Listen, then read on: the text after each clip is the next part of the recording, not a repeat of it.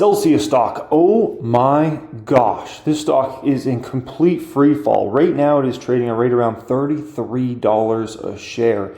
Absolutely incredible how much the stock has fallen. So we are going to speak about Celsius in this video. I want to talk about if this is a real opportunity here. I've talked about I want to start buying the stock if it goes under 35. It's under 35 here today. There's some new information that just came out that not a lot of people know about in regards to Celsius, which is causing the stock to go down big. And so I want to kind of comment on that, kind of share my opinions and perspectives. Does that change my mind in regards to potentially starting a position in this one or not? So we'll get into that. I want to react to some other stocks and other things that are going on in the market as well in this video. And then I got three little videos I want to react to. This one talks about a bunch of different stocks here. This one is a little 28-second clip, might be the shortest clip we're ever going to react to on the channel because of one name that was mentioned there, Wynn Resorts.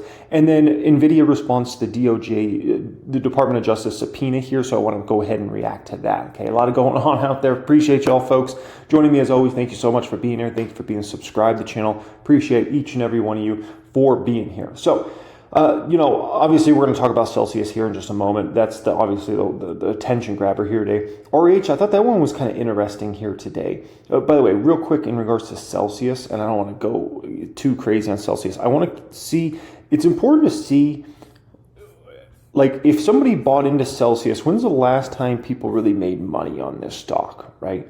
And so it looks like, you would have had to been buying the stock back in 2023.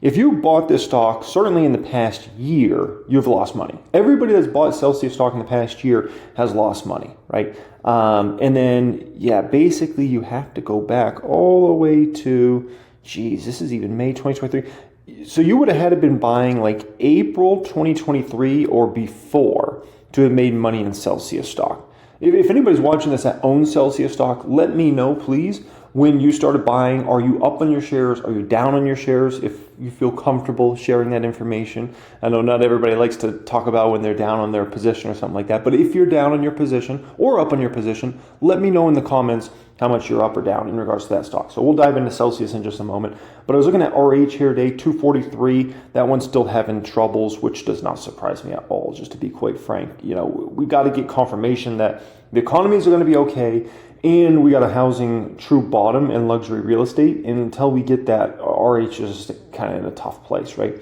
Honest having a little bit of a tough day here today. That stock had been really hot. Bath and Body Works just broke 30. Wow. It broke 30. Interesting. Bath and Body Works, I like that company. What I don't like about them is the balance sheet. Balance sheet, no bueno in regards to that company. Shopify looking like a snack here. Lululemon's getting hit more. And remember what I got to keep mentioning this to you guys. A lot of these stocks that have been hammered this year, they're still going to face tax loss harvesting coming in the fourth quarter. So, like, that's a brutal thing for some of these stocks, man. It's the scariest part is it's like, what if the market gets hit a bit? And then additionally, tax loss harvesting in the fourth quarter, oof, what does that mean for some of these stock prices, right? If we go ahead, so that's my potential buys watch list. If we look at my stocks here today, I would say it's a decent day for my stocks out there. Tesla's having a really good day. Fubo's having a good day. Google Trends is looking really good in regards to Fubo once again. Basically, college football started this past weekend, so major uptick in Google Trends, the biggest we've seen in quite some time. This upcoming weekend, we got college week 2 and then NFL starting. So Fubo, Google Trends should go insane over this next few weeks. And then I do believe DirecTV is still having issues with ESPN, which could drive even more traffic to Fubo. Wynn Resorts looking pretty dang good. 77 here today. That's a huge buy. We'll maybe talk about Wynn a little bit more. PayPal continues to be impressive. Meta continues to be impressive, given kind of the market shakiness we've had recently. These two stocks, I think, are two of the most impressive stocks in the entire stock market for the past, I'd say month or two in regards to how they're performing versus how their peers are performing versus how the market in general is performing. Go ahead and take a peek at big tech here today. And we're going to see, so Nvidia, I think this is big. Nvidia's above 100. I think that's a big positive thing actually for the stock. If it broke 100 today, I think that was going to be a little bit of scary territory for that one. But the fact that it's, 106, I think in my opinion, that's a win. And it just goes to show you, people knew the Department of Justice subpoena before the news came out. There's no doubt, right?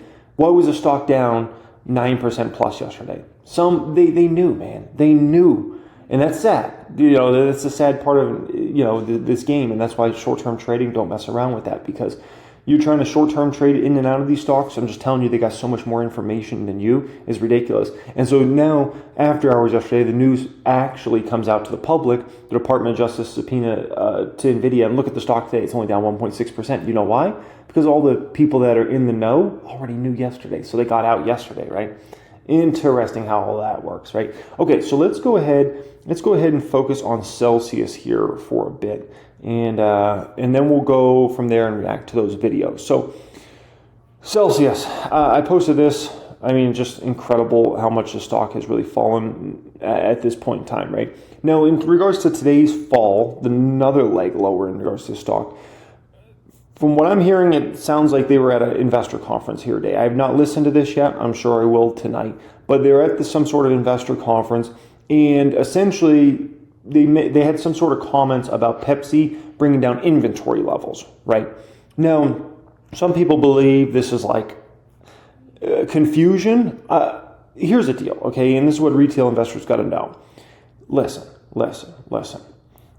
If we're talking about a situation where Pepsi is bringing down inventory levels, then that means there's a decent probability Celsius is going to miss their next quarter numbers, maybe even the following quarter numbers.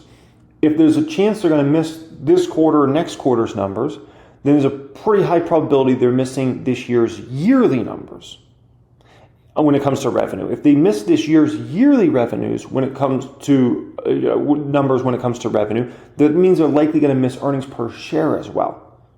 Now, if they miss both those metrics, there's likely probability that they're going to miss on their margins as well. So we could look at a trifecta of misses coming for Celsius over the next 1 to 2 quarters. Does that make anybody feel great? No. If you're a shorter term trader, you don't want no piece of Celsius right now, given that analysts are probably going to have to bring down all their numbers, right? If we go ahead and we look at 1000x and kind of, obviously we're looking at what analysts are expecting here. These revenue numbers, these earnings per share numbers, maybe even these, at the end of the day, these EPS numbers and revenue numbers, analysts are going to have to likely bring those down. They're going to have to bring them down. And what does that mean? I can tell you that doesn't mean good things for the stock in the short term, right? If you have analysts after analysts coming out saying, we thought they were going to grow at this number, they're not even going to grow remotely close to that. It's bad.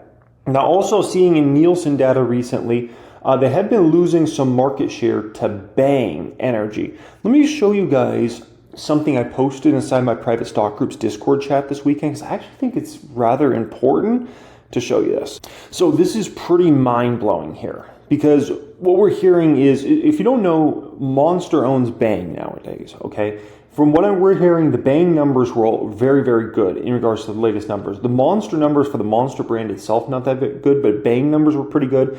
And I believe Reign's doing pretty good in the market. But I posted this inside the private stock group. So look, somebody posted this Celsius can here, right? And they talk about they were drinking that and whatnot, right? But look at this. This is freaky, okay? Is that not a Celsius right there? It looks like a freaking Celsius. Monster is basically, through their Reign product, Reign is owned by Monster, they're kind of like copying the vibe. Really copying the look and the vibe. Are they not? I was like, whoa.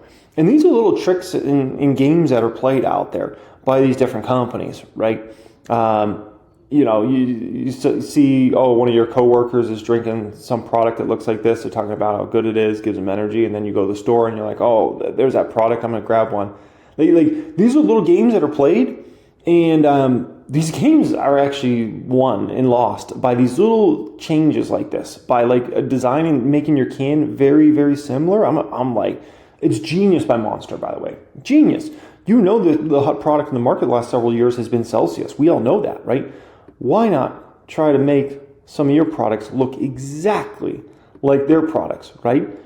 So I don't know, man. That's just like one of those things I look at and I'm like, dang, that's kind of genius as far as that goes, right? So now, in regards to Celsius overall, obviously we know the product's moving. We know it sells well. There's no debating that. There's no question about that, right? The biggest question is the numbers. And these numbers and these projections likely being off. Now, if we go to the valuation calculator here on 1000xstocks.com, right? So let's go ahead, let's run some modest projections here. Let's say Celsius is really in a bad spot in the next few years. A really bad spot for Celsius would be 10% revenue growth a year and 15% earnings per share growth. These numbers would be trash for Celsius if they actually only did these numbers. They should do a lot more than these numbers, just to be quite frank. These are insanely bearish numbers and projections here. And let's say you're going to value this company between a 20 PE and a 30 PE, right? Okay. So once again, this is like really, really bearish scenario here. I just want to run these numbers. So in this sort of scenario, we could be looking at a stock price in 2028 of $38 to $57-ish, somewhere in there. So obviously the CAGR would be not very good on the low end there. But keep in mind, 10% revenue growth and 15% net income growth for Celsius would just be awful, pure awful for this company. They should do way better than that. Now, the problem is I don't think they're going to likely do the numbers analysts are expecting here. I think people got to get more realistic about Celsius's growth rates. And I think they got to project more toward 15 to 20% growth on average a year, which I think is a realistic number for Celsius. I think they could realistically grow 15% to 20% over the coming years, and I think they could grow their earnings per share by about 25% per year, 2025 through 2028. There's no doubt in my mind, like as a company scales and gets bigger, the profitability should go up and up and up. Net income margins could approach like a 20% plus number, right? And so in this scenario, now you're talking about a real attractive risk reward here. 53 on the low end, 79 on the high end, 12% compound annual growth rate on the low side, 24% on the high side, right? That's very attractive. And I think those are more realistic numbers. The numbers I ran, obviously, at the start were very doomsday. But let's step it up even a little bit more, okay? So let's say they were able to do 25% on average. I have a lot of doubts about this now, just to be quite frank. There's so much confusion going on with the company. I don't know if they can really get 25%. But I want to go kind of a bullish scenario. And let's say they do 30% EPS growth on average a year over the coming years. Now we're talking about a $62 stock to about a $92 stock, which would be a compound annual growth rate on the low side of 17% and a compound annual growth rate on the high side of 29%, which is very attractive, clearly, right? So, but, am I having reservations about starting a position in Celsius here at $32? I got to be honest with you guys, I am. I really am. And the reason being is I don't know really what numbers this company is. There's so much confusion going on. I would say it's like a 90% probability they're probably going to miss on revenue this upcoming quarter. The question is, how bad do they miss, right? I believe analyst numbers are going to have to come down big time on this one. And so even I'm looking at the company and I'm kind of like, what do they grow in 2025? Is it a 10% type number? Is it like a 20%? Is it a 30%? I believe the 40, 50% numbers are kind of thrown out the window now, in my personal opinion. I think that's going to be near impossible to do for this company. So it's just kind of like, where are we at here? It's very confusing. And so even I'm having some reservations about kind of starting a position here. Now, somebody said, $15 for the stock. They kind of, I think it was on my X post that somebody was talking about, they think the stock's going to go to $15. I think 15's hard. As I told you guys before in regards to stock, I can see it going into the 20s. But I can't really see it going lower than like a 22 number, just to be quite frank. It's even with all the concerns about growth rates, all the concerns about next year numbers, analysts potentially bring down projections, I have a lot of trouble seeing the stock go under 20 and go down to like $15. All things are possible. It is a stock market, but I don't think it's super realistic, just to be quite frank. I think 22 would be the absolute worst case scenario for this stock overall. But I don't know. I'm going to give it some more thought. I might start a position here. We'll see. Now, if we go ahead and take a peek at Monster, because I've also thought about, well, if I buy Celsius, why not buy Monster as well? Can I do a dually trade here? So as far as Monster goes, obviously they should not have nearly as strong a growth going in future years as somebody like a Celsius. So if we run them at like a 7% growth rate on average on the top line and about 11% on the bottom line for this one, and we still hold up a 20 to 30p, which is pretty fair for somebody like a Monster. You know, we get a much lower risk reward, but you also got to look at Monster a little bit differently than a Celsius. Monster's much more well diversified. They own Monster, they own Reign, they own Bang Energy, right? And additionally, they own a couple other smaller energy drink brands. So Monster's just more well diversified. They're much bigger internationally than Celsius, so they're a much more well diversified built company than somebody like a Celsius. So you kind of go into a stock like this and you don't expect necessarily the same sort of compounded annual growth rate that you would with a Celsius. But you're also not likely taking the level of risk in regards to a Monster that you would a Celsius, right? Like if something really bad happened to Celsius's brand, then we could be talking about a situation where, you know, they're in really bad stuff, right? So I don't know. We'll see where it all shakes out, but I'm definitely leaning closer to starting a position. I'm just questioning, do I want to get in today or do I want to wait a little bit in regards to this one? A stock in tech that's underperformed, and the stock comes down, and it's attractive to Rob Seach, and it is CRM, and it is Salesforce, which is down 6% year to date. There aren't very many tech stocks that are down year to date. This happens to be Salesforce one of them. It sticks out like a That's sore crazy. thumb on my screen. Rob, why'd you buy more Salesforce? Well, a couple things. Number one, we sold our Lulu position. This is Friday. We bought it. We bought it at about $252. And after a tough Q1, they had a nice bounce back in Q2, beating estimates, giving solid guidance, and seeing some traction in their AI assistant, which would be a catalyst to restart the top line momentum. So, you know, we built a half a position in July. You know, we're up on the name. Built a half a position in July, added more to it last Friday. I think we're a little down on that buy at 252, but it trades at 25 times, which is a healthy discount to its software peers and very discounted to its long-term average. So this whole notion of volatility creating opportunities to upgrade the quality of your portfolio. Hold on, one last thing I want to cover in regards to Celsius.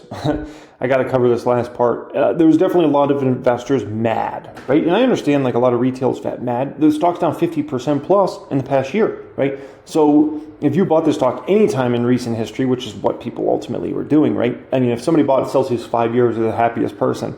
Good for them. The problem is most people weren't buying Celsius 5 years ago. They bought Celsius in the past, I would say 6 to 18 months. And they've all lost money. So a lot of people are frustrated. This person says, Celsius is a good example. What happens when your CEO is a bad salesman? Hell no. Clueless comment.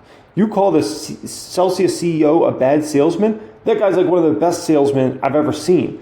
Like the man is like, make sure if he does an interview, he's holding and drinking a Celsius 24/7. The man has built this company from a joke nothing energy drink company to what it is today. Like that's a clueless comment. That's just somebody that probably is a retail investor, very uneducated, right? And you know, they bought in the stock at, you know, because they thought that it was going to the moon, and now they're just mad, right? And so they have no clue what they're talking about. To call the CEO a bad salesman is a clueless comment. Like it's absolutely ridiculous, right? But I'm seeing a lot of those sorts of comments out there. Holy crap, these Celsius guys have no clue how to talk at investor conferences. Sales are up, yet they confuse the market with comments around inventory levels. What the heck is wrong with these guys? They've done pretty dang well over time, right? I mean, at the end of the day, we pull up a 5-year Celsius. How many stocks are up 2,000? This is after the crash, by the way. The stock's up 2,500% in the past 5 years. I don't even think Nvidia's up 2,000.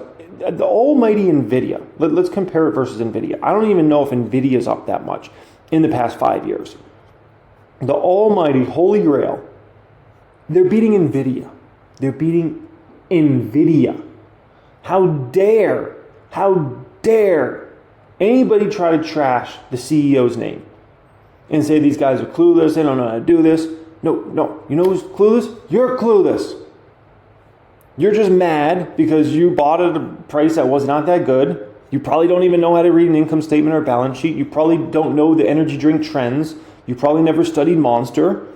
And therefore, you don't understand that these growth rates eventually come down significantly. You don't understand about channel fill. And you got it at a really bad price, right? You were buying at $70, $80, $90. And so now you're mad saying the CEO needs to get fired. You're clueless. Learn. Educate yourself, man. And that's a problem. I bet you a lot of these people that bought this stock in the past year or two, they're probably newer investors to the market. They think they know stuff and they don't know stuff. Frustrating, man. But anyways, yeah, the Celsius CEO is damn good. I can tell you the energy drink space is so competitive. And for him to make a wave like he's made in that space, the numbers speak for themselves. Is something that we've embraced. And we did the same thing with Nvidia, if you remember. Yeah, I do. I do. Let me get Carrie's thought because she owns Salesforce. What do you think about buying it here? I'm glad you're buying it, Rob. The equivalent would be like, let's say, Nvidia stock goes down 50%. From where it reached the highs 140, let's say it goes down to $70, right? It'd be the equivalent of somebody saying, Jensen deserves to be fired. Like, are you dumb or you stupid? Are you dumb or you stupid? Like, what are you? Like, that's the equivalent of somebody saying the CEO of Celsius needs to be fired. Like, it's crazy talk, but, that's what happens when uneducated people get into a stock at a bad price. I think it's a good idea. All of these software names have been decimated in this market as money moved to AI. It didn't leave technology, it just moved, and some of this is going to come back. Plus, they have the ability to raise margins significantly. They started to do that, they've cut costs. We think that's going to happen, and on the revenue side, they've been through a soft patch, which was true of all of their industry. And we think that's starting to return because people need the CRM systems that Salesforce sells. Hey, don't sleep on another big important name reporting. It's tomorrow in overtime, and it's Broadcom. Nvidia gets all the air, all the oxygen, but Broadcom is thought by many, including the top analysts who cover these stocks, to be the second best way to play AI through semiconductors. You own this too? Yes. We got to pay attention to this one. Oh, absolutely. Now, especially. Yes. So I would say with Broadcom, it's in the chip business. They were in intelligent chips, but they have a broader, no pun intended, business.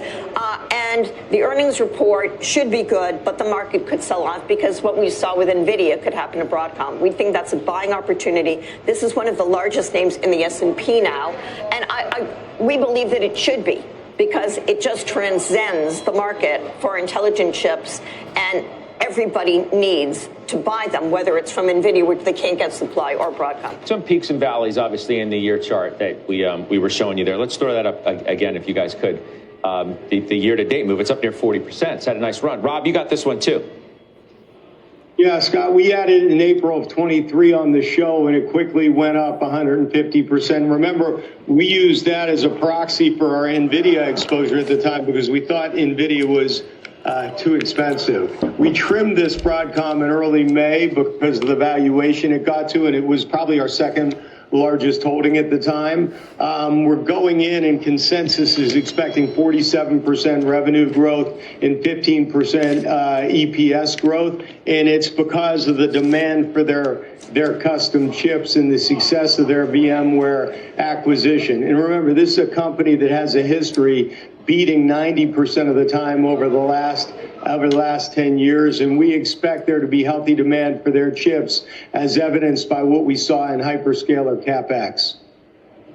Did you have something you wanted to say relevant to this before we take a quick break? Relevant to this. I think, first off, I want to slightly disagree with Kerry. I thought NVIDIA's quarter was just fine. Keeping an eye on Celsius stock as this video's going on, and I'm like getting closer and closer to saying I got to buy some shares. Okay, and I expect the same thing from Broadcom. That's how it's relevant here. I mean, if people had lofty expectations, whisper numbers above what the guide was from NVIDIA, that's their problem. And the same thing may happen with Broadcom. But on all of these stocks, you're looking trading at multiples that, in my opinion, and it's going back to something you said, Scott, at 30 times earnings, Nvidia, and I know we're talking about Broadcom, but Nvidia is the bellwether here, is attractively priced for a long-term earnings growth rate of 28%. Now, asterisk to that, 2 years from now, there's no way it's growing at 28%, but for the next 3 to 4 quarters, highly likely. PEG ratio of 1.2 applies to Qualcomm, applies to Broadcom, applies to AMD. These stocks are not expensive. There's just been a sentiment whoosh here that's likely to reverse well before year end, reverse to the upside. Sure, but I mean, you used the words it was just fine, and what we're learning here is just fine is not good enough when your stock and your valuation have expanded. It wasn't just fine for the market. For the moment, yeah. I don't. Over the last 2 weeks, fine. Over the last 2 weeks, I think that Nvidia will set a new high before year end. I know you. I suspect you agree with me. I suspect you agree with me. Before year end, all right. Yeah, I mean, a new high before year end. So here's the deal. Nvidia's got to get the momentum back. So how do they get momentum back?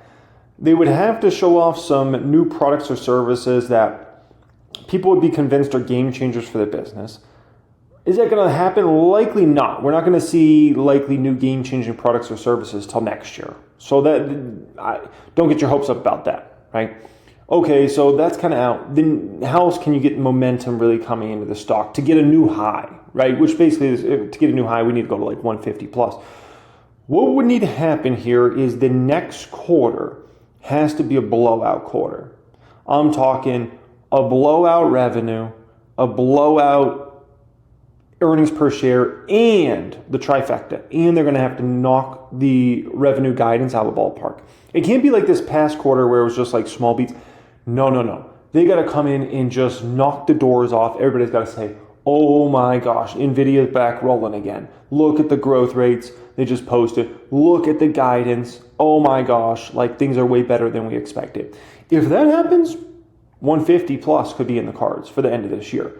But the problem is you're not going to get the next quarterly numbers for another 2.5 months from now, right? And then they're going to have to come in and just smash, man. That's the only way I could see them really getting the momentum back, because they have too many. They just lost a very important person, AMD, that worked for the company. Additionally, they have the Department of Justice all over them. That's just going to be a negative cloud on them for a while, right? The risk is if the market goes down in any significant way, if the market goes down, it's going to pull Nvidia down. That's a risk, right? So I don't know. There's a lot of different factors at play here that we all have to consider. CRM's got healthy discount to for peers. Okay, thank you. You got a final? Wynn Resorts, JP Morgan note out today that says any way you cut it, any sum of the parts, this is ridiculously undervalued. Schwab, another one. JP Morgan, thank you very much. Thank you very much, JP Morgan. 100%. This is stupid. Like Wynn being a $77 is stupid. It's just a ridiculous value. I don't care. Even if you were like, oh, we're going to have a big recession, blah, blah. Okay, big deal. We don't stay in recessions forever, just as we don't stay in super hot economies forever, right? Things move on, they adapt. Regardless of whichever way you want to slice it, Wynn down here at these levels is silly. Silly. When you think about how much money the Vegas properties make, how much money the Macau properties are making, and those ones trending up and getting better and better, with a Chinese economy that wouldn't even be seen as strong right now. Think about that for a moment. What happens if the Chinese economy comes back stronger over the next few years? What do you think the Macau numbers are going to be looking like there? They got the property they're building right now in the Middle East, which could be the biggest opportunity we've seen in the gaming industry since Macau, right? There's so much big money over in the Middle East, right? And to think about Wynn's going to be the player in that market, and to think like Wynn attracts millionaires, multimillionaires, billionaires, that's who goes to the Wynn. And to think about how many of those sorts of folks are in the Middle East, there's a lot of them. That's a lot of freaking money. Oil money over there is different, okay? So that's a huge opportunity, right? And so the fact that stock's trading where it's trading is ridiculous. And you say, well, New York City, they might want to build that. That could be big cash outlay, sure. But I can tell you, those guys are smart over there. They're only going to do that deal is if they can basically be guaranteed a bunch of different things. It's not like Wynn's just going to say, New York City, whatever you want, here, we'll do it, and we're going to, just so we can build this property. No, they're going to want a bunch of contracts signed. They're going to want a bunch of guarantees that certain tax rates will be there. The unions are going to do certain things. And if they don't get their way, then ultimately they won't end up doing that, right? Then there's talk about maybe a new property in a different part of Asia region. We'll see about that, right? They own the land that's right across from the Wynn and Encore, which if they want to build a third tower and another big resort there, they could easily do that.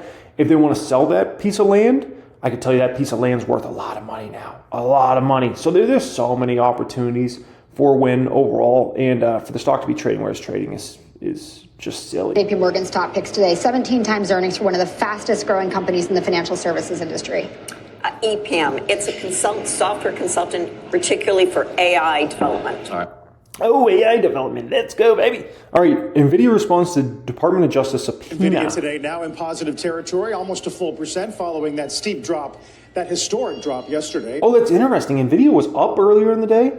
Wow. Really? NVIDIA was up earlier in the day? That's intriguing. But then it gave up the gains. Now it's down to 105. Huh. That's interesting. Where the index is at right now. Let's take a peek here at the indexes. Put to call ratio spiking up quite a bit here today. 10% means people are scared. Look at the VIX spiking again. Up another 5% plus here today. Yesterday, I believe the VIX was up. How much was the VIX up yesterday? I think it was 30%. Some insane number. TLT's up a little bit here today. Ethereum bouncing back a little bit. Bitcoin bouncing back a little bit. Dow's down slightly. Nasdaq's down about 0.5%. Russell's down a little bit. S&P 500's down a little bit. Look at oil, 69. Oil's calling a recession, man. It is very intriguing to see that. Oil's calling a recession. $69 in September for oil? That's like one of the most recession calls I've ever seen. That's incredible, right? Like I always tell you guys, I think the oil market's highly manipulated. Highly manipulated. I don't think the reality is oil's really trading at 69. I think it's been manipulated down to 69. It's just a conspiracy theory. As we follow these reports of the DOJ going after the tech giant, our Seema Modi has the latest on that. Hi, Seema. Carly, was a historic drop. Concerns of a DOJ probe among broader growth concerns, sending NVIDIA down by as much as 9% yesterday. Antitrust officials are reportedly looking into whether NVIDIA is penalizing buyers that do not exclusively use its artificial intelligence chips. That's according to Bloomberg, quoting sources familiar. The chipmaker responding, saying, quote, NVIDIA wins on merit as reflected in our benchmark results and value to customers who can choose whatever solution is best for them. The question now that the market is trying to answer is whether this reported subpoena turns into a formal complaint against the company. So here's what Wall Street is saying so far. Bernstein's Stacey Rascon says it's too early to quantify the potential regulatory risk that points to past cases, Intel and AMD, FTC taking on Qualcomm, then Broadcom. He says none of them really had a lasting impact, though he does say it all caused angst at the time. So sort of treating it as a headline risk right now. Taking a step back and looking at how the upcoming election could impact tech and antitrust, Makan Delrahim, former antitrust chief, telling CNBC, quote, the elections will likely not change the DOJ's continued focus on antitrust enforcement in tech, but likely will affect the process for merger reviews, allowing for what he says will be quicker resolutions where remedies are available. We are looking at NVIDIA shares rebounding today, guys. Yeah, sometimes these complaints, I wonder if, they're put in by competitors, right? Something like that. Like that's something I always consider. So anyways, guys, appreciate you joining me as always. Much love out there. Appreciate y'all. And we'll see if I buy some Celsius stock. If you need some help understanding income statements, balance sheets, cash flows, if you're getting a great deal on a stock, if you're getting ripped off when you go to buy a stock, all those sorts of things, pin comment down there today. Apply to join a private stock group, private wealth group that can teach you everything you need to know about this game so you can go in, make wise decisions, let's call it, and be confident when you go make decisions when you're going to buy or sell stocks, those sorts of things, right? Plus you get to have access to our Discord community, which is phenomenal. Tons of 6-figure, 7-figure folks in there, some 5-figure folks as well. So depends on kind of where you're at in your investment journey. You also get exclusive videos from me weekly and access to 1000xstocks.com. All right, guys, much love as always, and have a great day.